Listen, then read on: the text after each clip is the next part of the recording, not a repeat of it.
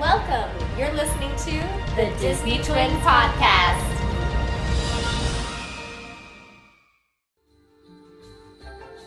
Hi, you're listening to the Disney Twins. Hi, I'm Marianne. And I'm Ariane, and this is episode 2. It is. I'm excited. Thanks for listening. Yes, we're going to be talking about the Mickey's Very Merry Christmas Party, specifically 2015. Yes, yes. And I have to say, confession, it's one of the few things I haven't done. For such a Disney enthusiast, I have never been to a Very Merry Christmas Party, other than watching the televised version of the parade that I know they filmed back in November. Yes. So it was filmed I think 2 weeks ago, I think it was. It is. It's filmed early, and I only know because I've had friends that were there on parade filming day that they make people wear sweaters so it looks a little bit colder than it really is. And a couple weeks ago, it was still in the 90s in Florida. Oh, that had to So I appreciate those of you that had to sweater up for the look. Yes, the Christmas look. Yeah, man it up for the people in New York. Yeah, don't make them which jealous. And I feel, it's really funny because we've been there on Christmas Day. And you see all those people lining up thinking that they're actually seeing the real parade that's being televised, and you're like, suckers. Sorry, Neil Patrick Harris is not here today. No, he's not here today. So, I'll be questioning Ariane, since she is our Mickey's Very Merry Christmas Party expert. I feel like I kind of am an expert on this one because this is my mother's go-to thing at the holidays. She loves to sing, and I actually called her last night, and I was like, what was the first year we went to this? And she goes, 92, 93. So we've been doing this, I think, about 92, 93. I actually had to go onto eBay to find the buttons because they used to give you originally buttons, like the I'm celebrating or happy birthday buttons that you would get.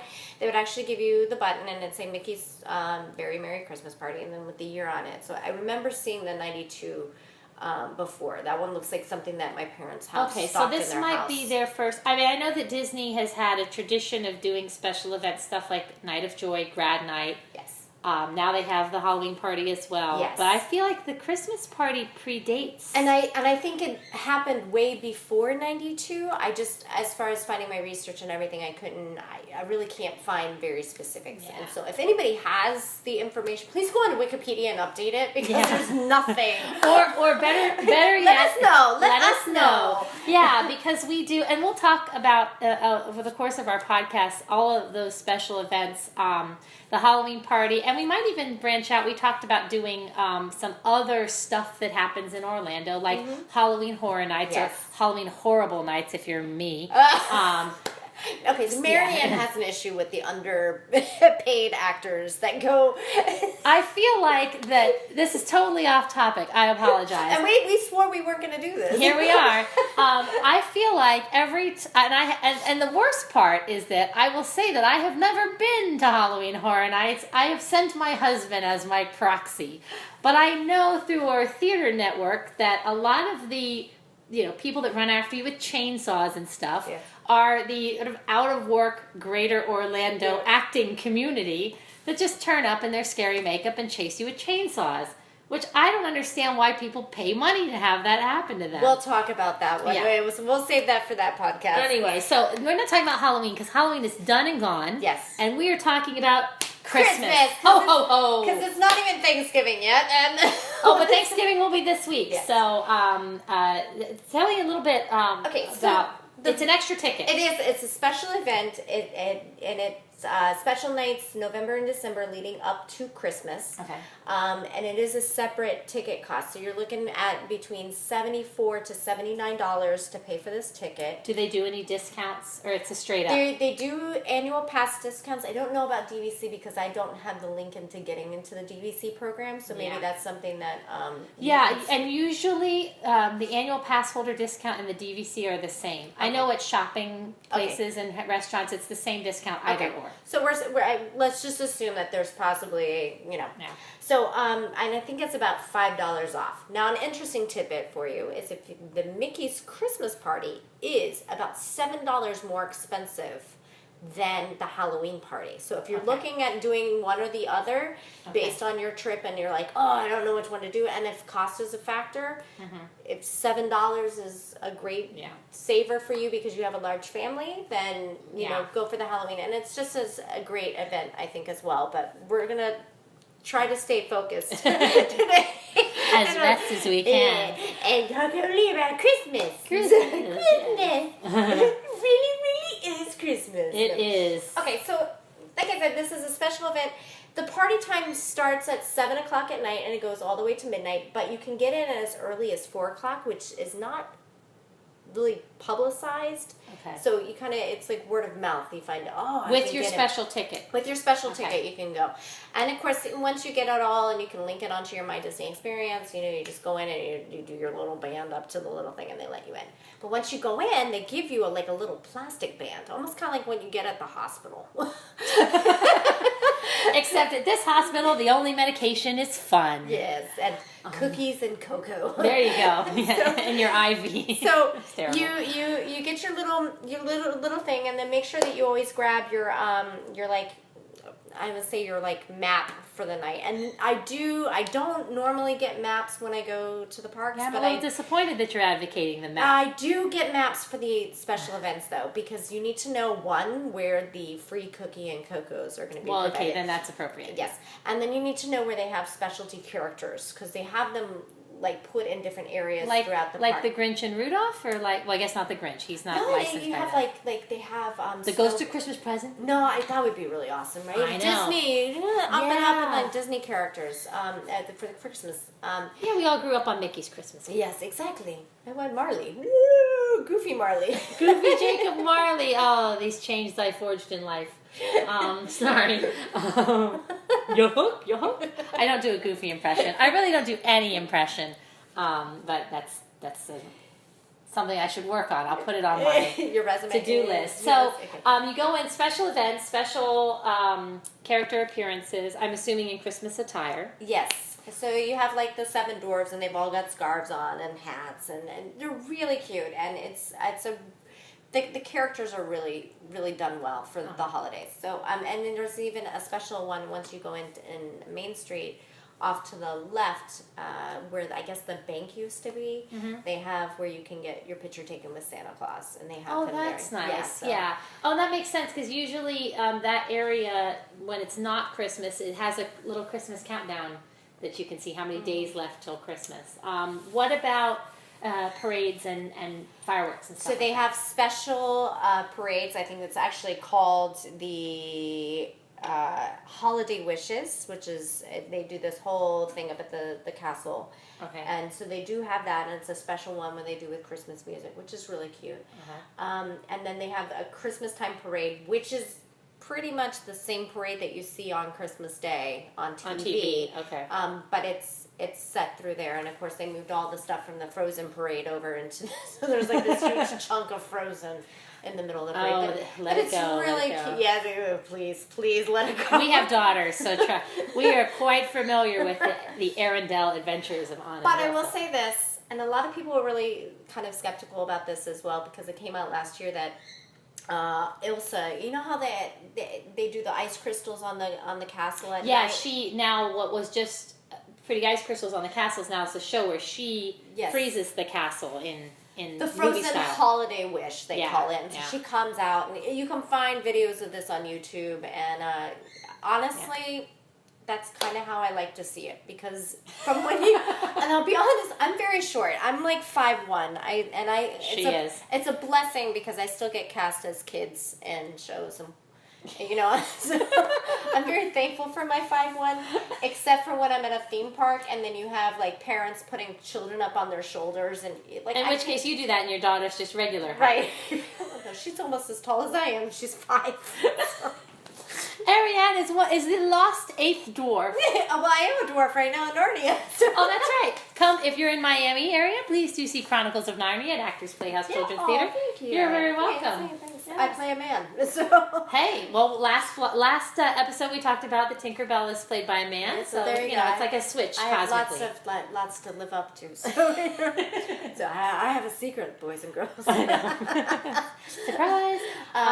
But so the holiday, the Frozen holiday wish thing, it's great, but I can't see it, you've got like hundreds of people in front of you, and unless you get up there and you park at these certain areas, you really can't see a whole lot. So for Ainsley, I think, we see it as walking by and everything, but that's one thing that those shows, it's a little the way that frustrating. they stage things in front of the castle, although it's the castle never ceases to amaze me, because if you think about this as being it's basically a set piece originally, a giant set piece built in the 70s, and then now it's revealed through YouTube and blogging and insider info that it's not just a set piece. There's interior mechanisms, obviously there's the secret suite, there's places where the Tinkerbell flies from. They have all these projection screens, lights, and everything. Yeah, it's pretty impressive. I remember as a kid, I have a book.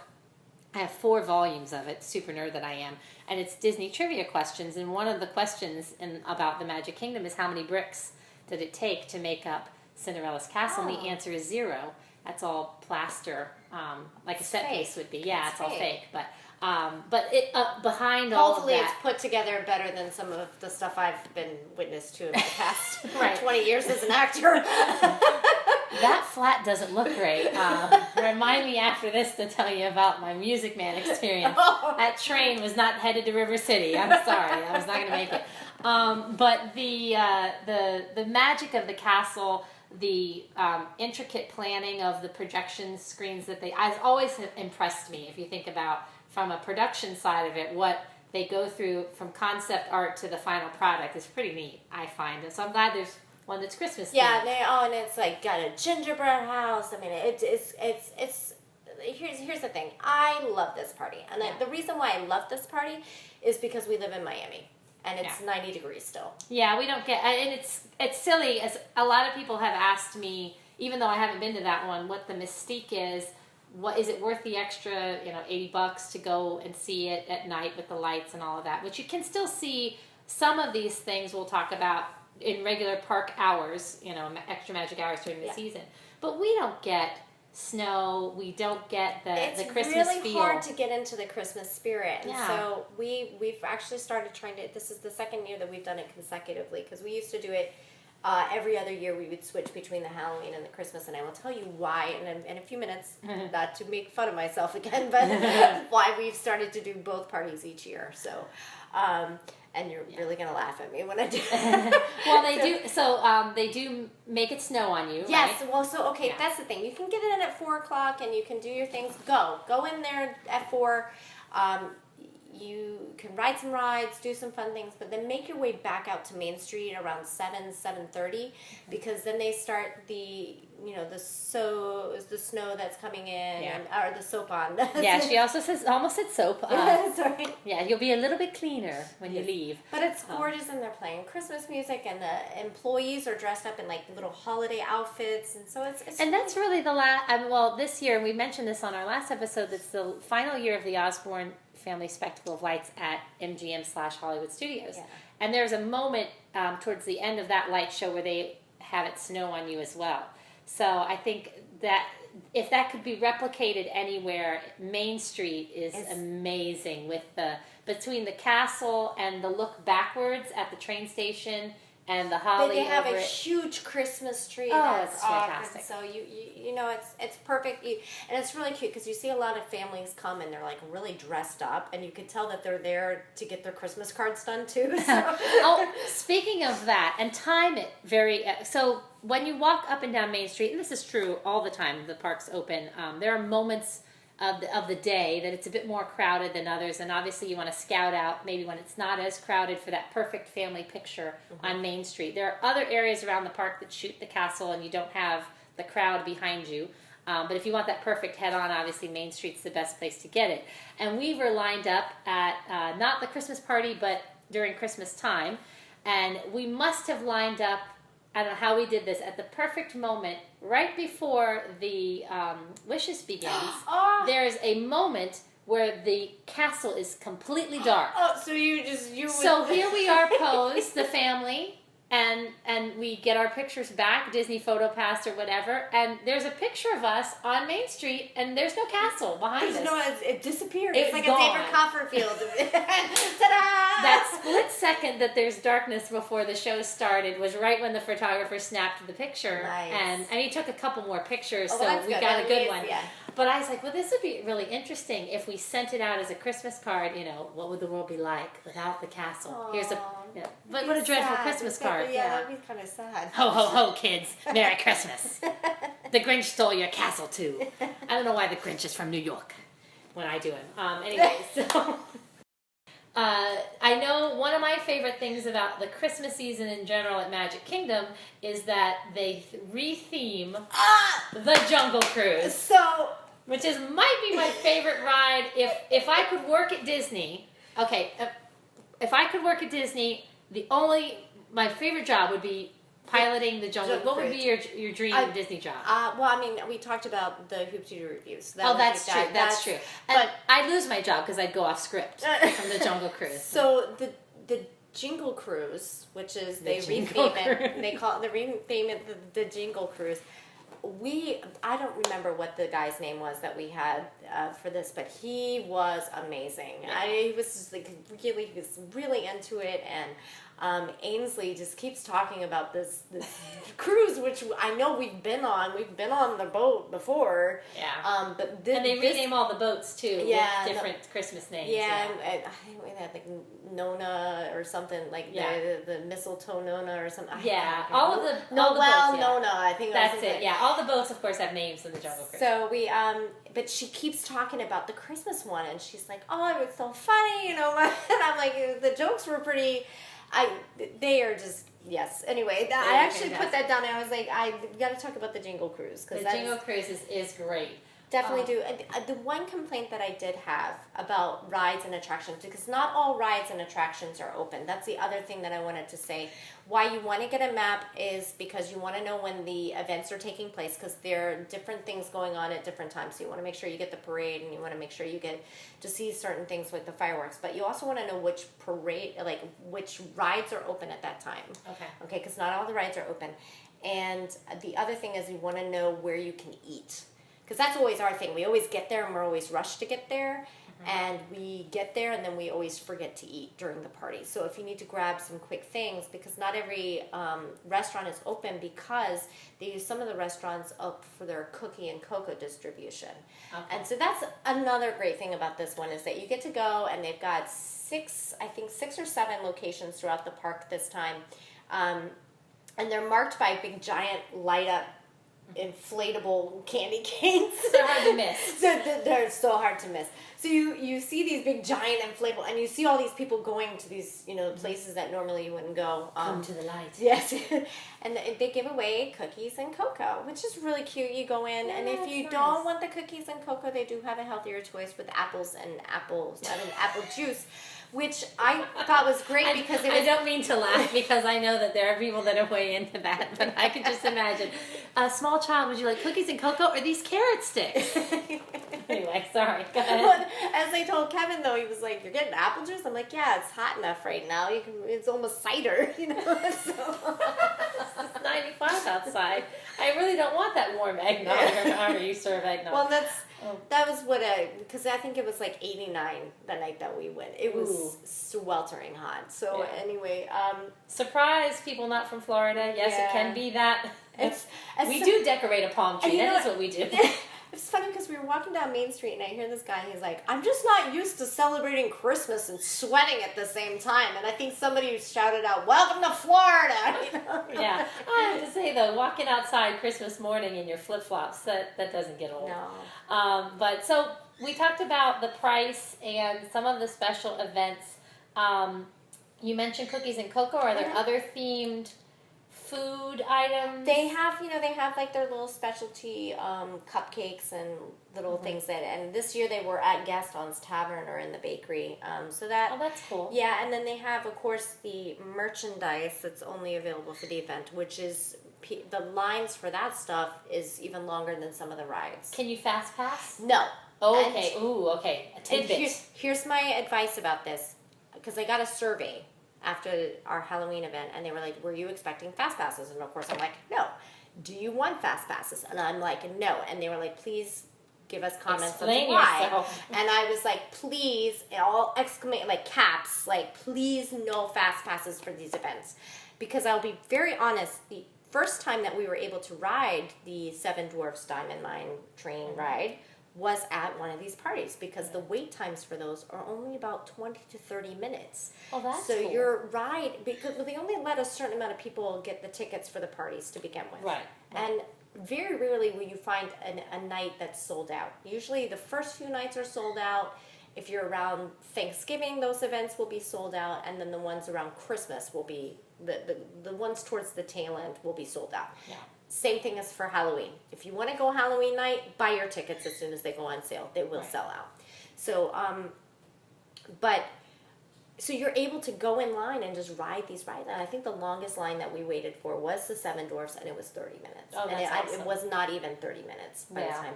And so I think it's a benefit not to, and you're only there from 7 till 12 anyway, so it's like, what, 5 hours? Yeah, yeah. And the whole Fast Pass system now, which we'll have a episode where we talk about this too, because that's a little bit of my beef is, and it sounds strange, my husband will laugh when he hears me say this, because I am OCD and a super planner, but to pick your rides, and now there's some restaurants like Beauty and the Beast, Be Our Guest, where you can actually go ahead and order now. I don't really know what I'm going to want for lunch at 11:30 on January 5th.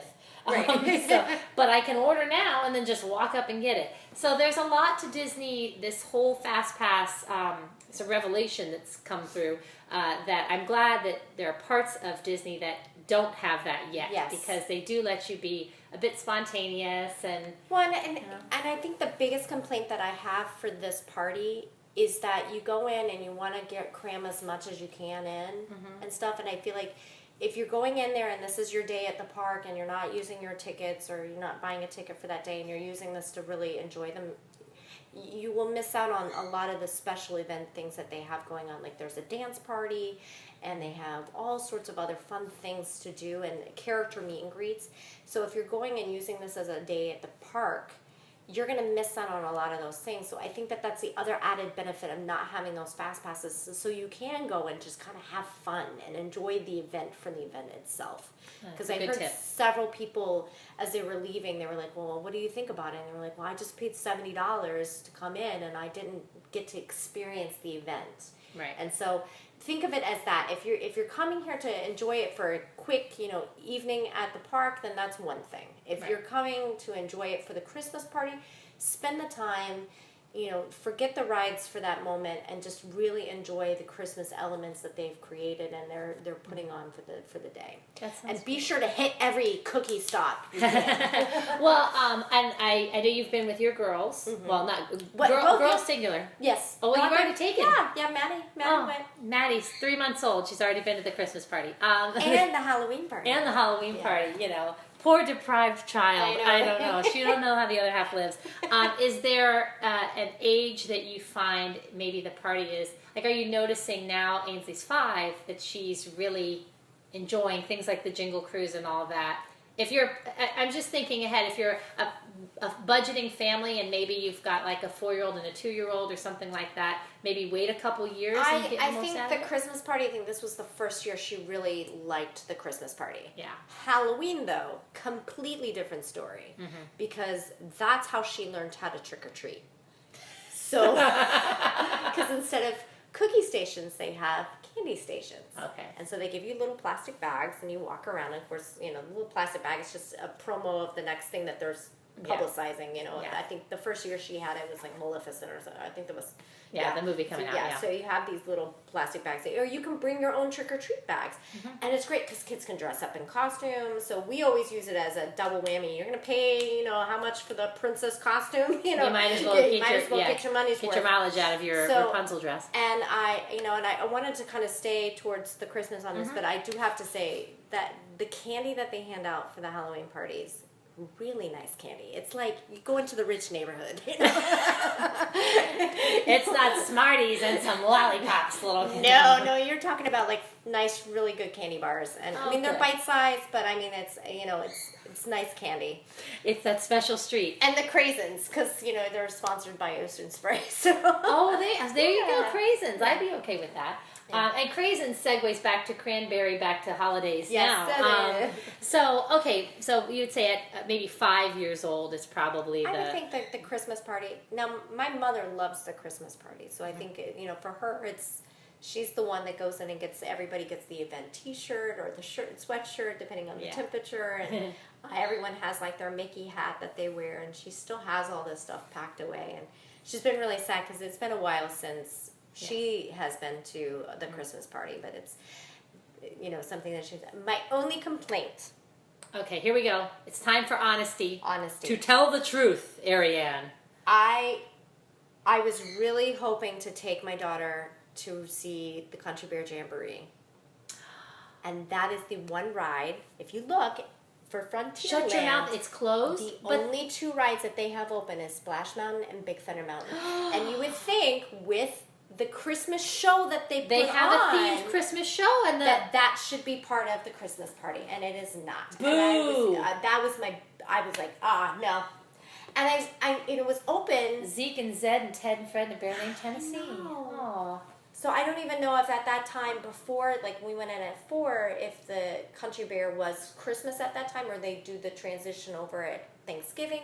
I don't know when they do that transition, and that's why it wasn't part of it. I'm sorry. It needs to be shut down earlier, and it needs to for that first night. That needs to be the first night and we were there for the first night of the party. Yeah, that needs to be there. How do you do the small kids up at midnight? Like, I know because you have a well-trained Disney daughter, so she's ready to go. But I know for me, conceptualizing, she's not really that great though. Okay, because by 8:30, Ginny's she's half a cone. Yeah. So we go home, we go back to the room, and we do nap kind of cool down time. That day we sleep in, we do a late breakfast. You prep her. We prep her. We kind of elongate the day out. So then 12 o'clock is really, 9 o'clock for her. Okay. So we try to kind of elongate. And I don't mean to ask a dumb question, but as a still relatively new mom myself, when you think about things like that, and a friend of mine kind of made the comment, well, why would I pay to take my daughter, who's going to have a meltdown, or either have a moment, or is just going to pass out by 8:30, and then I'm pushing a limp, lifeless child around the park. And that's my biggest advice. If you have small kids and they are not used to doing late nights, then you don't do the park that day. Yeah, you go in at 4 o'clock, and that is the first time that you step foot into the park is at 4. And 7. let that energy keep them away. Yeah, and let that even be let them take naps. And say we're gonna calm down. We're gonna take nap time and definitely do that. And we found by backing up meals as well, that also helped and kind of delayed her clock a little bit, which also was nice because in the morning the next day she's not up at like school time. It's a little delayed there as well. So mom and dad get a little Disney sleep in too. No, needless to say that we've had both kids pass out on us, and so at midnight we're pushing, or 1 o'clock in the morning we're pushing the kids out. So yeah, I never thought I'd be one of those moms, but sure enough, our first extra magic hours, and I had my 4-month-old in the stroller just pushing her around.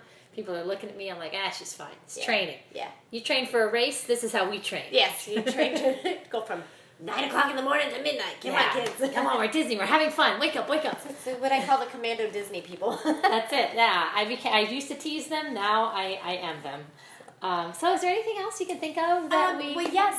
Okay, so this is the reason why we go to both parties. Okay. Because they have a specialty Sorcerers of the Magic Kingdom card that is only available.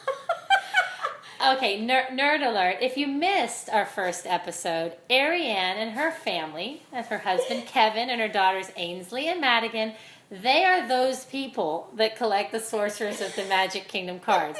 You probably didn't think, you're probably like, who does this? Because I never see people, but we play. Here they play. And if you do play, tell me about it, because having visited Universal Studios of late, the wands, they have the magic wands now. They've caught on to the whole, interactive bit, and I'm seeing that catch on. So again, I'm planning ahead. My daughter's name is Ginny, after Ginny Weasley, so I have to be prepared to buy the expensive interactive one. That's Please $45, but yeah. Please continue. So, okay, but this is a free attraction. So all you have to do is go, and what they'll do is you go over to the fire station and you can set up a game on any magic band that you have, and you can make your band continuous. And we'll do a little. I'm sure we'll do a whole training session. So we'll dedicated to sorcerers of the magic kingdom. But for the party, you go over to the fire station and they'll mark your little party medical bracelet. Okay, so it's not like Flower and Garden has a special themed magic band, or their Christmas themed magic band? There are, yes. Okay. There's all sorts of merchandise. But that's not the band you get. That's not. Okay. No. What I'm saying, the medical, like, it's just a little plastic, and it has like. I have a ticket for this event. Yes, exactly. Because that's what they'll do is they'll start at 7 o'clock. They start a sweep. They start out in the far ends, and then they kind of start sweeping people, and you'll see cast members kind of come in, and it's just like this wave of cast members, and you have to like. It's like you're like Wayne's World, with your little. You're like I'm here. So you have to like flash your little. Yeah, exactly. And what I also found out is that each night they have different colored bands. Oh yeah, Disney doesn't miss a beat. No, they don't, because I'm pretty sure there were people that were like, "Oh, I'm going to keep this on for my entire duration of my trip, and then try." That's like at the old Fast Passes when they put the date and people would try to hold up and cover the date with their thumb. Yeah. Disney catches on to that. Yeah. So you have your, you can put the sorcerers on your magic.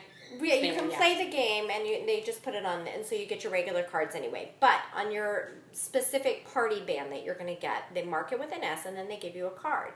And so this has been 4 years now that they have, and each card, it's just party cards. They're not part of the original 60 that you're going to get in the park when you go to regular days. You can only get this card if you go to a party event. Okay. Unless, and here's the big unless, they don't give them away all at the time of the party. So if you go up after a party or something, and the party has to have expired in order for them to give out additional ones. So like if you go after Christmas, you can always go up to the fire station and say, "Hey, do you have any extra party cards?" And if you're nice and they have them, they would probably give you one. Okay. So there's specialty ones. Last year it was Elsa, and started a big, huge thing. You can go on eBay. I mean, there's like these cards are on sale for like $300. Everything she touches turns to ice and snow. And so they pick every year. They pick a different character to kind of spotlight and stuff. And unfortunately, this year again, it was Frozen. It's Olaf and the little snow G's. So that's all right. I like Olaf. Yeah. So I mean, it keeps with the snow theme, but you're kind of also because Josh Gad is a South Florida boy, so represents. Yeah. Good job, Josh. So we have, it's the snow G's. So of course Ainsley was like, "Yay!" Yeah, it makes the kids happy. Yeah, she was excited. So yeah. Very Merry Christmas Party. Mickey's, I'm sorry, Very Merry Christmas Party in a nutshell. I definitely recommend it. Like I said, it's extra money, but it's a fun night, and if you need something to help you get into the holiday spirit, it's definitely a make sure you can eat your $80 worth of cookies and cocoa. Yes. Or whatever it is. Yeah, I'm actually looking forward to it. We're not planning on doing it this year, but I'm sure we'll do it next year because Ginny's starting to get into she's getting Christmas now. She's 2.5, so everything's ringing a bell. She's recognizing Santa. And I know you saw that. I found, my grandmother found at a garage sale an old little golden book. It's Mickey's Christmas Carol, the original one with Goofy and Scrooge McDuck as Ebenezer Scrooge. So yes, it's it's fun, and like I said, it's a little different. You see everybody walking around with like Christmas attire, and like I said, the Osmond lights, seeing everybody riding the rides with the lights on, and it's a fun night. It really is a fun night, and so I definitely suggest it. So 2 thumbs up from the Disney Twins for the Very Merry Christmas Party. Yeah, that's it. Yeah, that's our review of Mickey's Very Merry Christmas Party 2015. If we're still around next year, we'll do a 2016 review. It's a little premature, but if you're listening to this for the Christmas party, I hope you have a Merry Christmas. Yeah. Or Happy Holidays. Yes. Happy Hanukkah. They have like the Kwanzaa, menorah up there on Main Street too. Happy holiday of your choice, and may peace and joy bring you a happy new year too. So we go for New Year's, so maybe we'll do an episode talking about some of the New Year's events. Fun. Yes, because the last time I was there for New Year's, my sister and I got stuck on Mr. Toad's Wild Ride, like right as midnight. That's a long hit, time. So. Yeah. Well, let's just say you don't go to New Year's if you're not not comfortable with being there with 2,000 of your closest friends, because it's probably that and July 4th might be the most crowded days of the year. Yeah. But anyway, that'll be a subject for another episode. So have a great day, and thanks for listening to the Disney Twins. Happy holidays. Bye.